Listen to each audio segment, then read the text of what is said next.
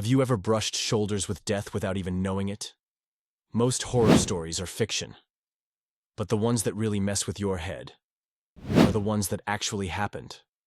What I'm about to share with you tonight isn't paranormal fan fiction.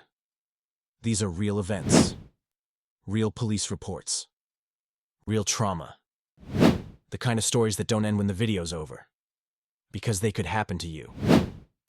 If you like this kind of content, disturbing, real, and raw, make sure you subscribe, hit that like button, and share this with someone who thinks they're too tough to get scared.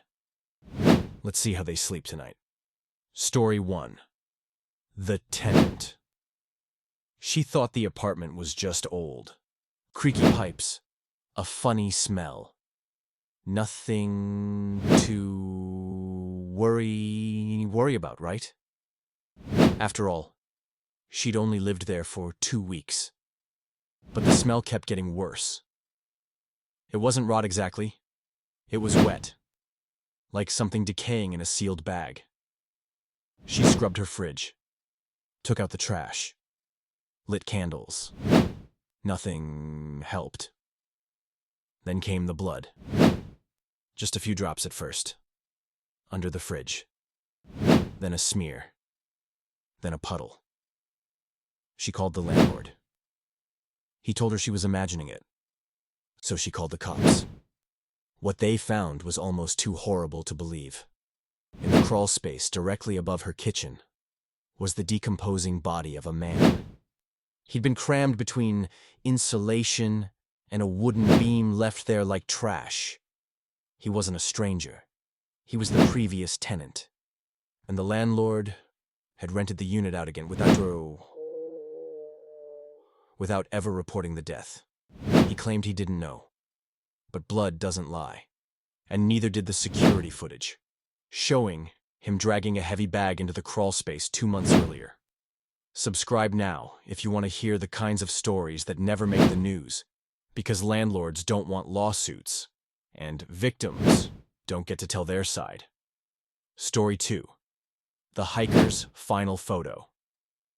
Japan's northern mountains are stunning, peaceful, but also deadly. A man set out to hike alone. He had a GPS, extra food, a GoPro, a phone. He was experienced, careful, but he never came home. Search teams found his phone weeks later, waterlogged in a ravine. Miraculously, the memory card survived, and on it were 47 photos. The first 44 were normal: trees, fog, a distant fox. The last 3, horrific. One was a blurry shot of something crouched behind a tree. The next was taken at night, just a hand. White, thin, inhuman, digging into the snow like it was trying to hide something. The final photo was a close-up of the hiker's own face, taken from just inches away. His eyes were open, mouth frozen mid-scream. And the timestamp? 24 hours after he supposedly died? He didn't take that picture. And whatever did, still hasn't been found. If that gave you chills, hit like so the algorithm knows what keeps you up at night. And remember, the mountains don't care how prepared you are. Story 3. Voices in the Vent. A baby. Monitor picks up more than just cries. Sometimes, it picks up secrets. In Minnesota, a couple started hearing whispers from their baby's room. At first, they thought it was interference, until the whispers started saying things like, "You shouldn't be here. She's mine now." The crib would shake, gently, rhythmically like someone was rocking it. They unplugged the monitor. Still, the noises came. One night, the father burst into the nursery and found the vent cover unscrewed, lying neatly on the floor. The next morning, they called police. Inside the walls, officers found signs of movement, fresh footprints in insulation, food wrappers, and a small, foul-smelling blanket. Someone had been living in their crawl space, for weeks. He carved a tunnel through insulation and watched their child through the vent at night. They also found a hunting knife, duct tape, and photographs of the baby, taken from inside the walls. Let that sink in. If you're watching this in bed, check your vents. Then hit that subscribe button, because next time it could be your story I'm telling. Story 4. Red Eyes in the Corn. Children love hide and seek. But in rural Nebraska, they don't play it anymore. A boy disappeared one night while playing with his cousins on a corn farm. They searched for hours. Dogs, drones, police.